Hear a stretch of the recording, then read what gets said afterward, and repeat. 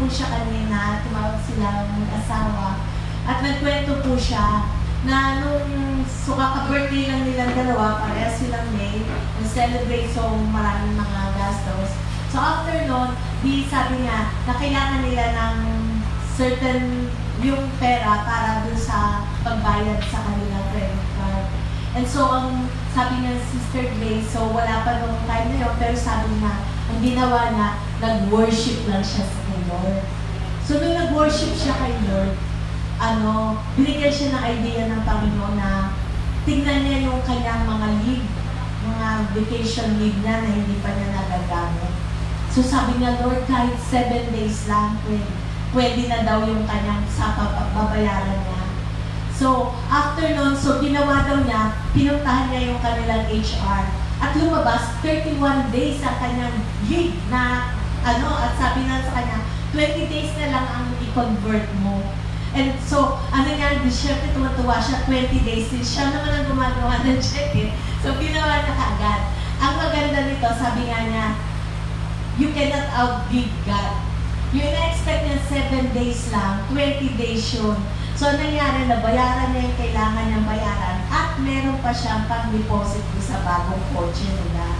Amen? So, makita natin how faithful our God is.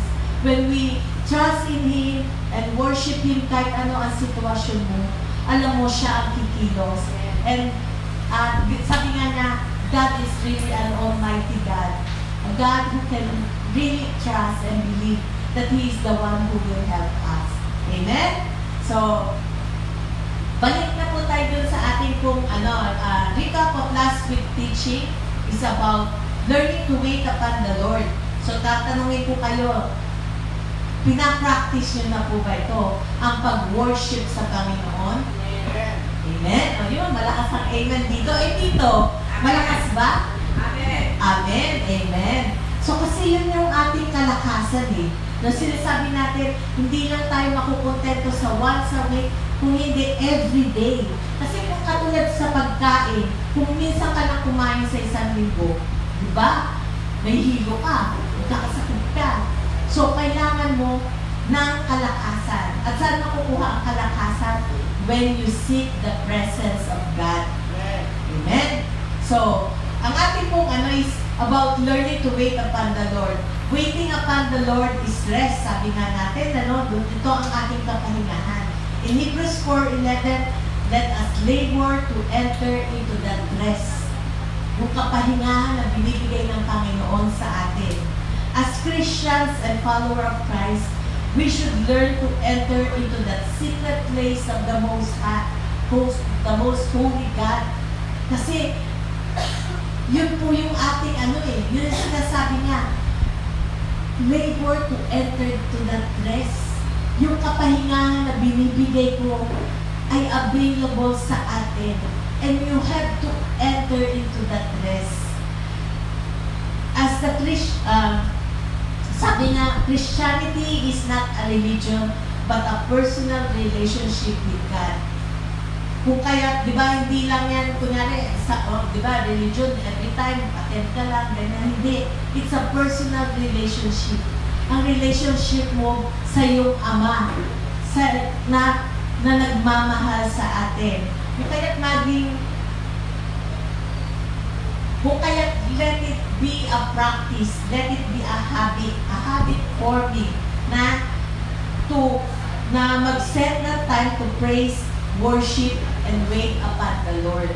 So sabi nga, di ba tayo mahilig tayo magsabi, yung uso ko ngayon, di ba sabi, time for myself. Di ba yung meron tayong, meron yan, lagi ko napapanood yan eh.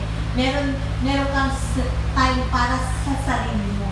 Actually, yung sarili mo yun yung time para makapag-worship ka. Kasi kapag nagsiset ka ng time sa Panginoon na kayong dalawa lang nag-uusap, nagkakaroon ka ng kapahingahan. Okay? Sabi nga, magkaroon ka ng lugar, a prayer closet na nakakapag-usap ka sa Panginoon. Kasi kahit anong oras,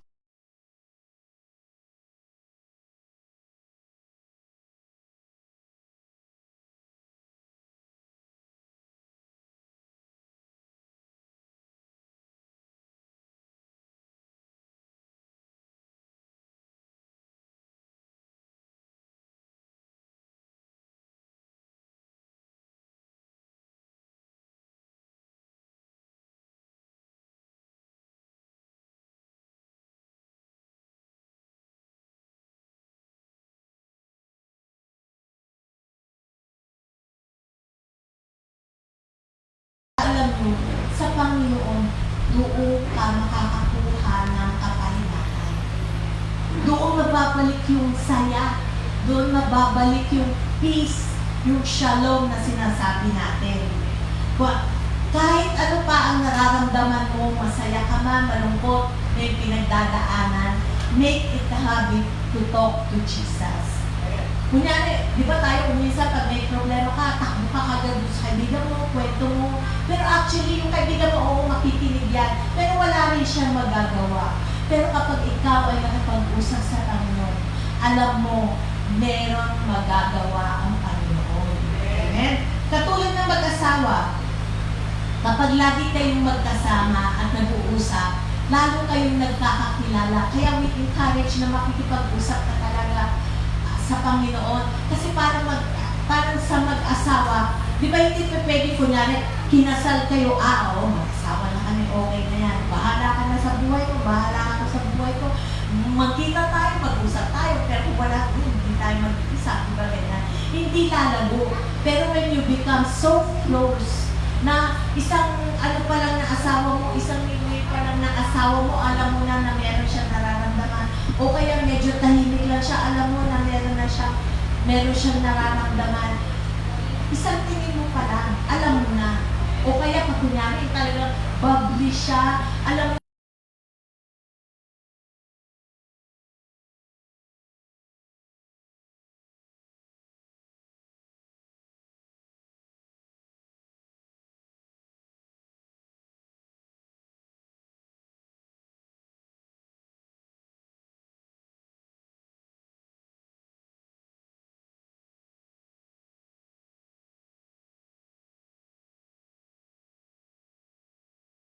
the Holy Spirit to reveal the love of God for us. So when we are in that presence, katulad ng kanina na we worship, you just worship the Lord. Wala ka dapat pakialam sa mga katabi mo. Kahit ano pa sabihin nila, basta you are worshiping, you are focusing your eyes upon Jesus. Na hindi mo na, pansin ko, kung sa tono ka ba, sa ano, basta you worship the Lord. Jesus become more real as you are in that presence. Nagiging more real ang Panginoon sa atin. Hindi lang sa isip, kung hindi, alam natin sa puso natin kung gaano tayo kamahal ng Panginoon. Lalo natin mauunawaan ang lalim, ang lawak ng pagmamahal ng Panginoon sa atin. Sabi nga, how deep, how wide is the love of the Lord. So habang nandun ka sa kanyang presensya, doon mo na iintindihan kung gaano ka kamahal ng Panginoon. At makikita mo, merong nagiging change sa iyong pag-iisip, sa iyong pag-uugali. Kasi nagiging yung dati mong matigas na puso na kasing tigas ng bato, napapalambot yan in the presence of God. Amen? Yung worries na nagto-torture sa mind mo, when you are in the presence of God, natututong maging matahimik dahil nagkakaroon ka ng peace, ng shalom ng Panginoon. Sabi nga ni Jesus sa kanyang mga disciples in Matthew 26:41, watch and pray lest you enter into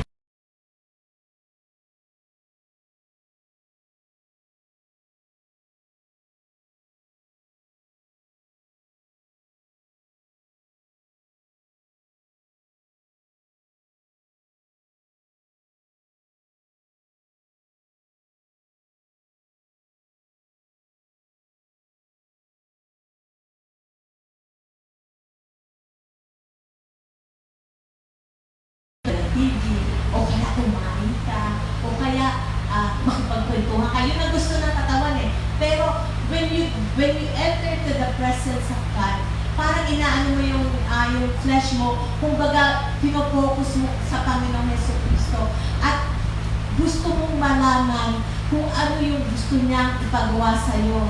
Gusto mong malaman yung pagmamahal niya sa'yo. Gusto mong ma-feel yung presence niya na niyayakap ka niya, na ikaw ay kanyang ini-encourage, na ikaw ay very special sa kanya. Amen? Dahil dito, mo matatagpuan ang iyong 5 Ks. K. Ano po yung 5K? Sabi ko, binibili ako, lima nga siya. Ano yun? Kapahingahan, kapayapaan, kalakasan, kagalingan, at kasagutan sa lahat ng iyong pinagdadaanan. Amen? May 5K ka agad na makukuha sa in the presence of the Lord. Kasi doon pa lang sa kanyang presensya. Di ba alam niyo kung kay Heso Kristo, nung kapag siya ay lumakad pala, biglang gumagaling na lang yung mga tao, bigla na lang lumalayas yung mga si Satanas, bigla na lang, meron na lang provision bigla dahil nandoon si Jesus. And that is what God is saying to us. If you learn how to rest in the Lord, He is the one who will move in our situation. Amen? So, kaya ba tandaan yung 5K? Memorization natin, kapahingahan, kapayapaan, kalakasan, kagalingan, at kasagutan sa ating mga panalangin. Amen? So, there are times na meron tayong, di ba alam ko na marami sa atin, kung minsan meron tayong mga dinadanas na mga katanungan sa ating Panginoon, kung bakit meron tayong mga hinihiling na wala pa, na hindi pa nangyayari, o bakit kaya yung mga mayayaman sila pa lalo ang mayaman, o kaya bakit ganun, ang dami nating tanong. Why? Di ba? Why? Ganun, tanong tayo ng tanong sa Panginoon. Kung kaya tingnan natin ito yung sa first chapter ng Habakkuk, alam ko pamilyar sa inyo ang Habakkuk. Ang hirap natin, di ba? Kasi hindi natin madalas yung binabasa, di ba? Kasi kay Prophet Habakkuk po yan, si Prophet Habakkuk. So sa first chapter, makikita natin dito na si Habakkuk, Prophet Habakkuk, ay nagko-complain siya sa Panginoon. Sa mga nangyayari, maraming mga injustice na parang hindi naririnig ang kanyang panalangin. Pero sa next chapter, ito yung sinabi niya in Habakkuk 2:1-3. I will stand upon my watch and set me upon the tower and will watch to see what he will say unto me and what I shall answer when I am with you. Ano ang ginawa ni Habakkuk? He waited on the Lord. Sabi niya dito, di ba? After niya mag-complain, pero ito naman bumawi naman siya sa Panginoon. Ang ginawa niya, sabi niya, I will stand upon my watch. Ibig sabihin, mananatili ako sa iyong presensya and set me upon the tower. Ano po ba yung tower na sinasabi dito? Who is our tower? In Proverbs 18:10, the name of the Lord is a fortified tower. The righteous run to it and are safe. So ang Panginoong Hesus Kristo ang ating tower. At doon tayo tumatakbo sa Kanya. Amen? We seek the presence of God and that is what Habakkuk did. And the Lord answered him dahil nanatili siya sa presensya ng Panginoon. Kahit sa isip niya ay marami siyang mga katanungan, nanatili siya sa presensya ng Panginoon. Amen? At sinagot siya ng Panginoon. At ito ang sabi ng Panginoon in verse 2. And the Lord answered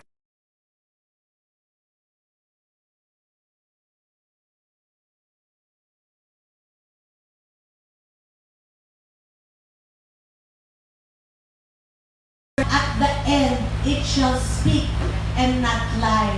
Though it tarry, wait for it, because it will surely come. It will not tarry. Other versions of the Bible, makikita natin ano ba yung visions? Here comes revelations. Ibig sabihin, when you are in the presence of God, and He gives you, sunodin ko muna to. And what are the tables? In other version of the Bible, means tablets, Word of God. So, ibig sabihin, when you are in the presence of God, and He gives you the Word of God, at itong salita niya, ang sinasabi dito,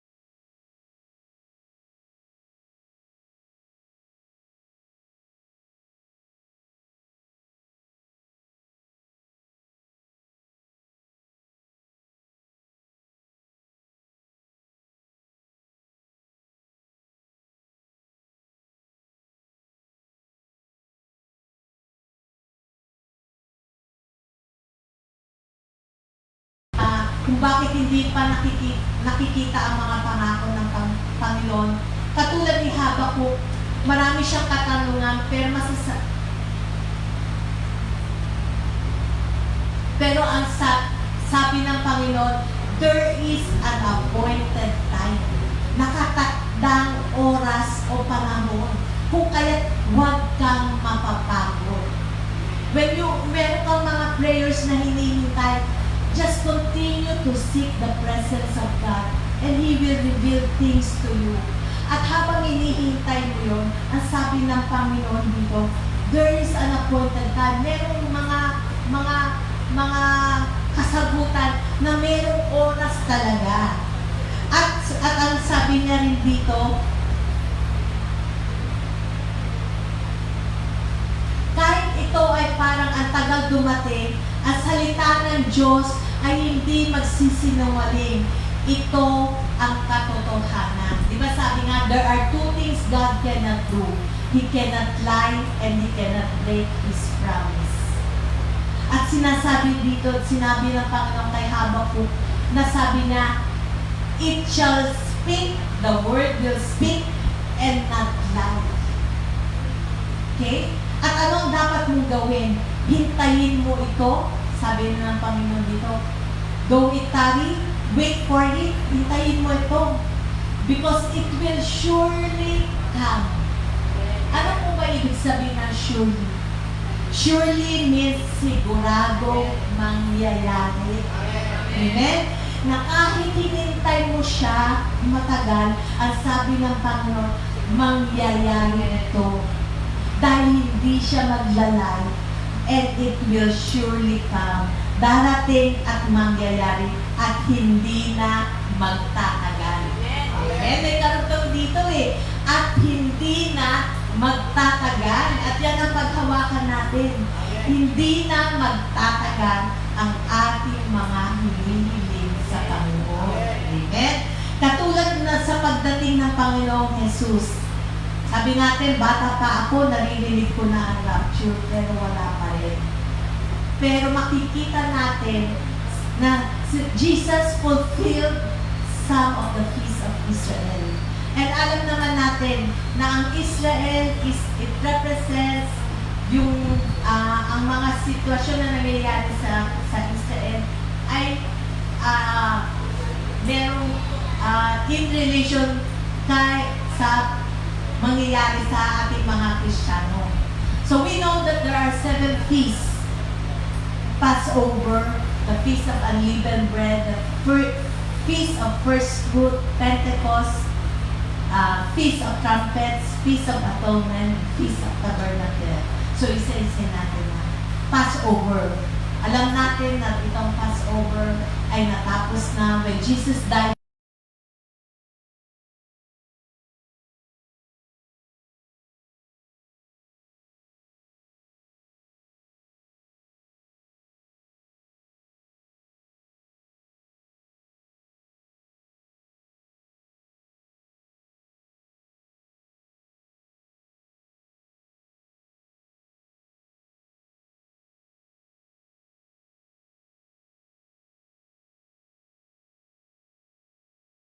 The first fruit of many believers who will rise from the grave when He returns. So, siya po yung, di ba, nung nabuhay muli ang Panginoong Jesus, siya ang first fruit dahil siya ang nag-sacrifice para sa ating mga kasalanan. So, that is the feast of first fruit. Next is the Pentecost. Alam natin yung Pentecost, the Holy Spirit filled the upper room, the people started speaking in tongues. So, yun po yung the Pentecost. Now, we are waiting for the Feast of Trumpets. So, Feast of Atonement, alam natin, Jesus paid for our sins. The Feast of Tabernacle, ito po yung pagbalik niyang muli at mag-reign dito sa earth.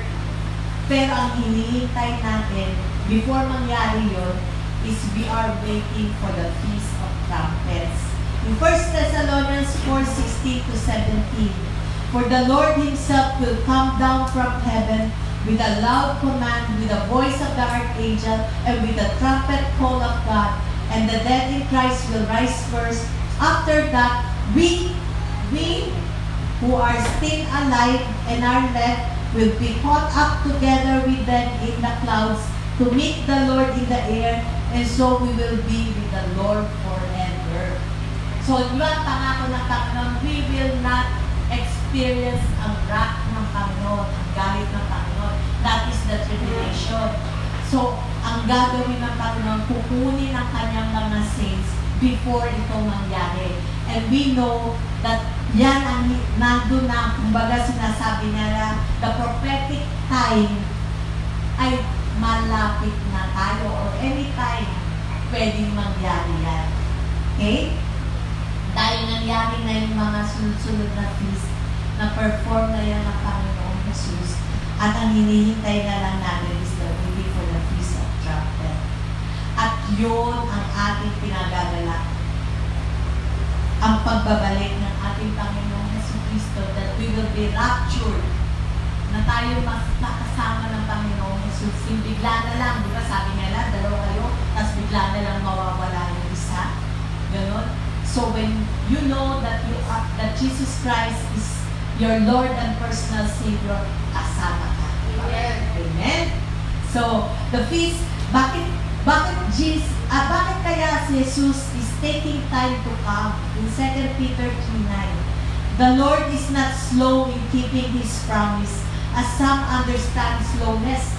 Instead, He is patient with you, not wanting anyone to perish, but everyone.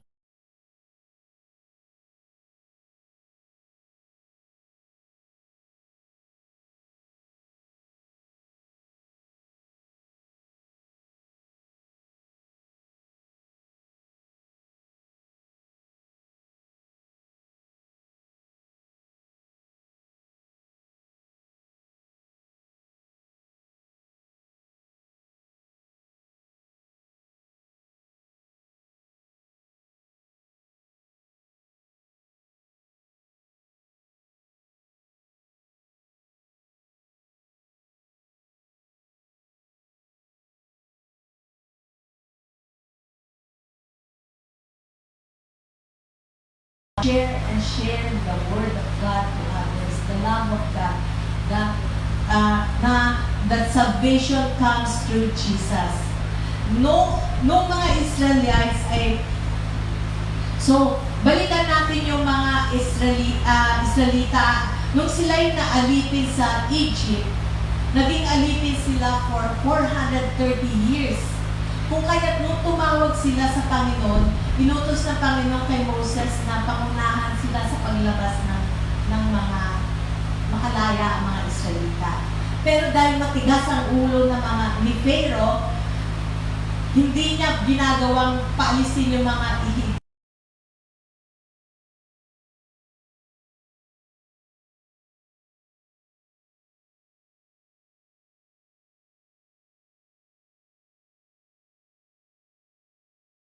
river, nagkaroon ng dugo, yung mga locust, yung boils.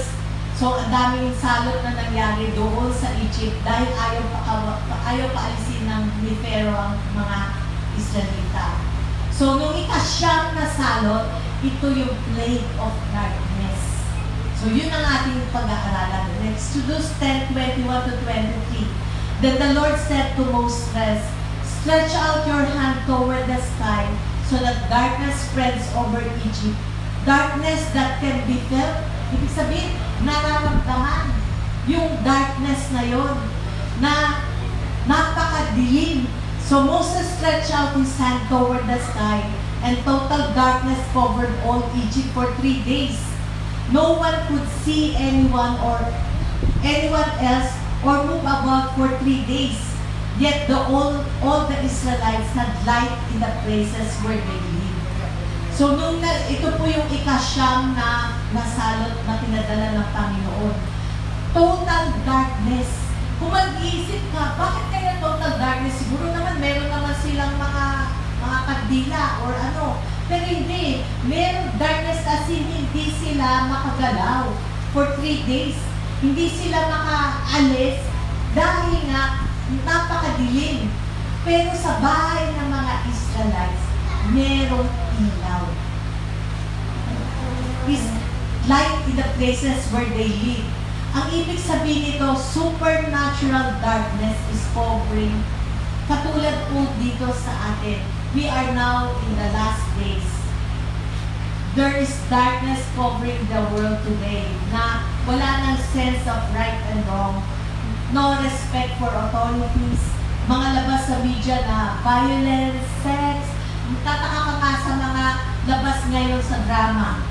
Kung mapapansin ninyo, kung hindi siya sex, violence siya. Patayan doon, patayan dito.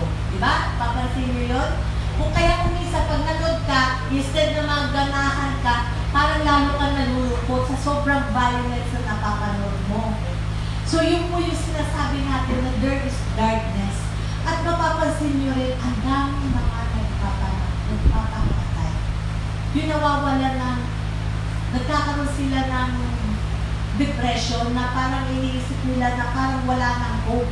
Kung tutuusin mo, yung mga naggaganon, mayaman, may tsura, magandang trabaho. Kung tutusin mo, may pamilya naman. Kung tutusin mo, parang nasa kanila na ang lahat. Pero, si Satanas, binibigyan pa rin sila ng kalungkutan, yung depression na hindi nila mapigilan ang kanilang sarili para saktan. So, yun po yung tinatawag nating darkness. Pero ano pang, then the unusual weather that we blame it sa climate change. Kasi sinasabi natin, dahil sa climate change yan, kaya nagkakaroon na ganyan. Pero actually, it is a sign. Di ba sinabi naman niya ng Panginoon sa Bible that there will be great earthquakes, there will be yung mga plague na dumadating sa mga halaman. Nakikita na natin, sinabi na yan sa Bible, kaya hindi na tayo nagtataka. Pero ang ano nila dyan, ang explanation nila, climate change. Pero mapapansin mo rin naman talaga, sobrang init, sobrang lamig, sobrang lakas ng ulan, sobrang yung tirik ng araw na hindi naman ganyan dati. Di ba? So makikita natin talagang we are in the last days. Pero ang pangako ng Panginoon, there will be a supernatural life for those who believe in Christ. Amen? Na kahit ganon, katulad nung sa Egypt, na kahit na ang dilim ng paligid, sa bahay ng mga Israelita, may ilaw. Tayo, bilang mga Kristiyano, we have the light of the Lord. Sabi nga in Isaiah 61:1-2, arise, shine, for your light has come, and the glory of the Lord rises upon you. See, darkness covers the earth, and thick darkness is over the people. But the Lord rises upon you, and His glory appears over you. So, ibig sabihin, na kahit gano'n ang mga sitwasyon, na parang ang hirap, alam natin that the light of God ay nasa sa atin, and the glory of the Lord will be seen upon us. Sabi nga, in times of darkness, ang makikita nila, iba ang meron ka. Amen? That there is that peace, that shalom. Di ba mapapansin mo nga lang nung nagka-earthquake, yung takot ng mga tao, yung nasa mukha talaga, yung fear talaga nandoon. Pero doon sa mga Kristiyano, wala. Simple lang. Alam mo kasi ang Lord ang nagpo-protect sa'yo kahit nasaan ka. Amen? So there is that light. And the 10th plague is the death of the first son of the Egyptians. So how can the Israelites be protected from this plague? Ano ang sinabi ng Panginoon sa kanila? Na sila ay manatili sa kanilang bahay at ang dugo ng lamb ay ihakipay sa kanilang mga pintuan. In Exodus 12:23, when the Lord goes through the land to strike down the Egyptians, He will see the blood on the top and side of the doorframe and will pass over that doorway. And He will not permit the destroyer to enter your houses and strike you down. So doon sa loob ng kanilang mga bahay, they eat roasted lamb and unleavened bread. Anong represent nito? The blood, the lamb, the unleavened bread symbolizes the death of Jesus. At alam natin kung, so anong ibig sabihin nun? For them to be saved from the plague, yung death ng firstborn, sila ay manatili doon sa bahay at lalagyan nila ng dugo ang doorpost. Ibig sabihin yung ang bat, doon ilalagay yung dugo. Which means sa atin, panahon natin, the blood of Jesus. When we are under the protection of Jesus, the enemy cannot hurt us. Kumbaga, kahit total darkness, sa'yo may light at mayroong protection ng Panginoon. Kung kaya sinasabi nga natin, you rest and seek the presence of God. You stay in that position, waiting upon the Lord, worshiping the Lord, because there is protection when you are in the presence of God. Amen? Kasi kahit naman lumakad ka na, kasama mo naman ang Panginoon eh. Kaya lang, the more mo siyang na-i-experience kapag nakikipag-usap ka sa Panginoon. Kung kahit pag lumakad ka, meron kang boldness, meron kang tapang, dahil alam mo, kasama mo ang Panginoon. Amen? In Exodus 12:29, at alam natin ang nangyari. At midnight, the Lord struck down all the firstborn in Egypt, from the firstborn of Pharaoh, who sat on the throne, to the firstborn of the prisoner who was in the dungeon, and the firstborn of all livestock. Ibig sabihin, pati hayop, namatay. Pati yung anak ng pinakamayaman, namatay. Pero nila. At yung pinakamahirap, namatay. Dahil nasa, kung tutusin, parang world. Pero tayo, we are protected because of the blood of Jesus. At ano yung ginawa nila when they are in that present, in that, na nandun sila sa loob, they eat the roasted lamb and the unleavened bread. So habang nandun ka,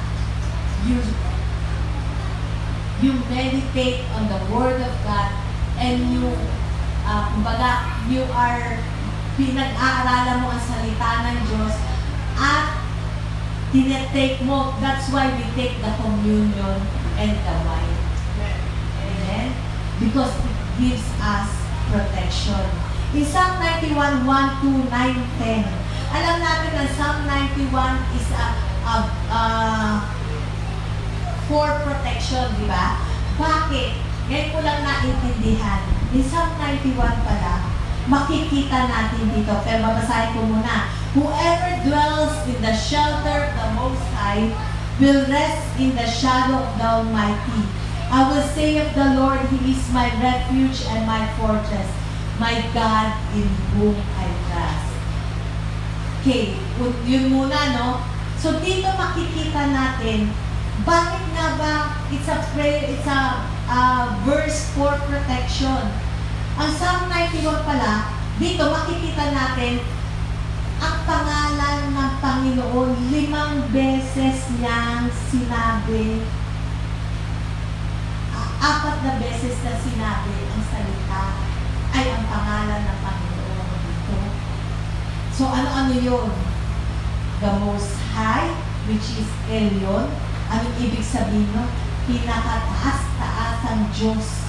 Almighty, diba? Rest in the shadow of the Almighty. Almighty is Shaddai, Creator of heaven and earth. Lord, Yahweh, that is the name of God. I am who I am. Kung ano ang kailangan mo, ako yun.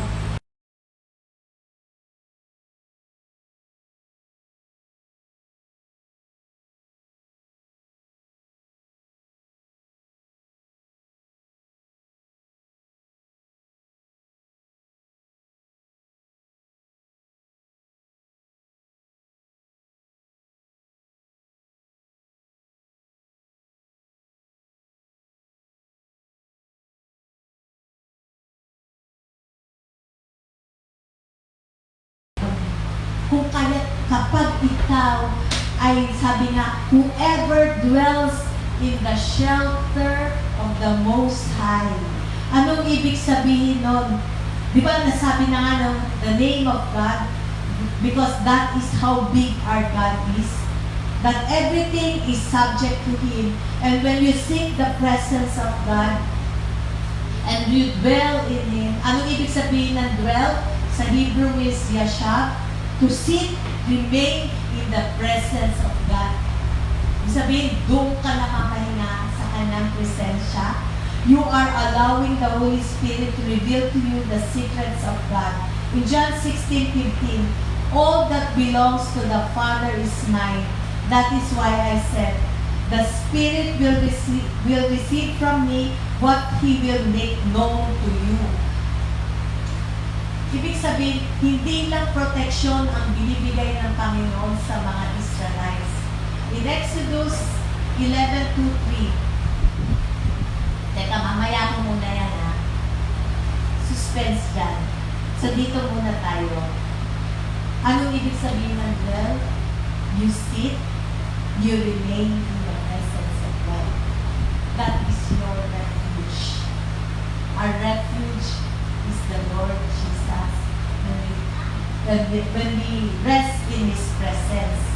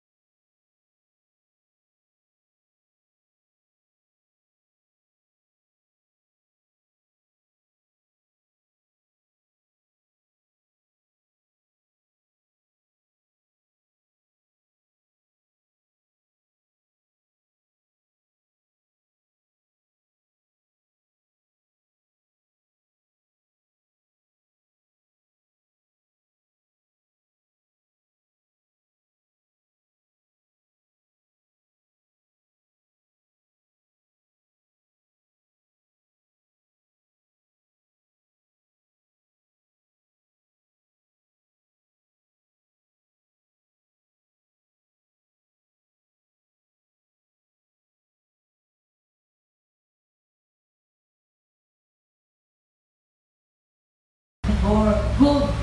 The Lord made the Egyptians favorably disposed toward the people, and Moses himself was highly regarded in Egypt by Pharaoh's officials and by the people.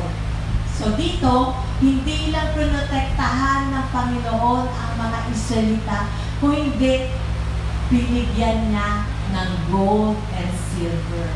Sa atin, anong ibig sabihin na? Provision and restoration. Amen? Kung isipin natin sa natural, ay napaka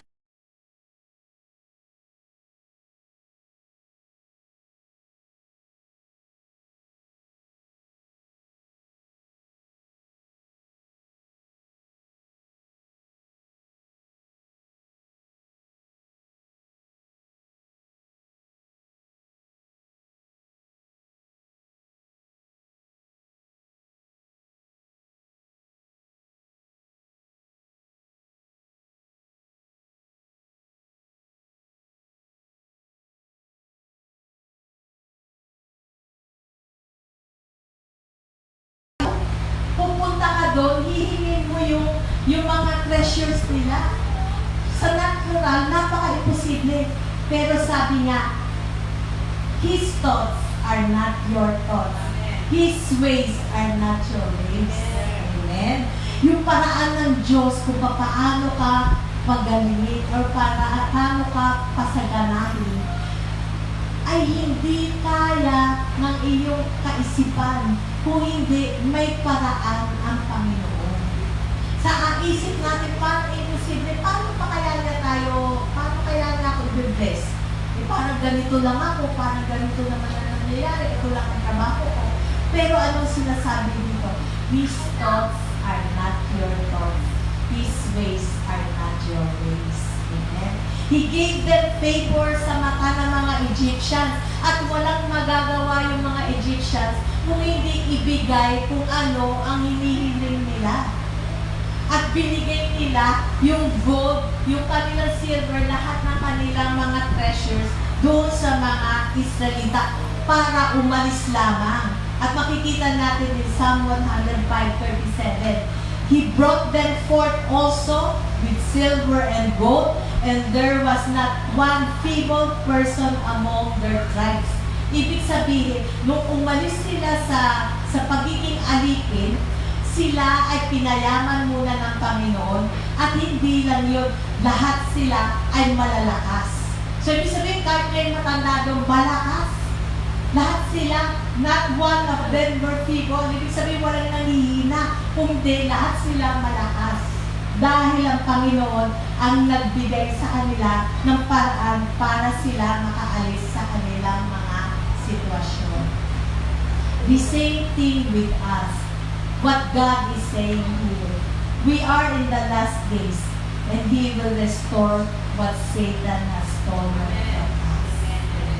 Kung ano man ang nawala sa iyo, whether it's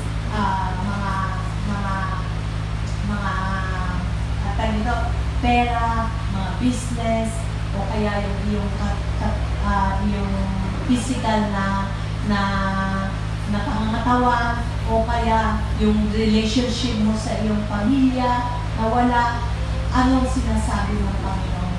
In the last days, you will see how God will work in your life. He will restore what Satan has stolen. Amen? Restoration in every areas of your life. Whatever you have lost.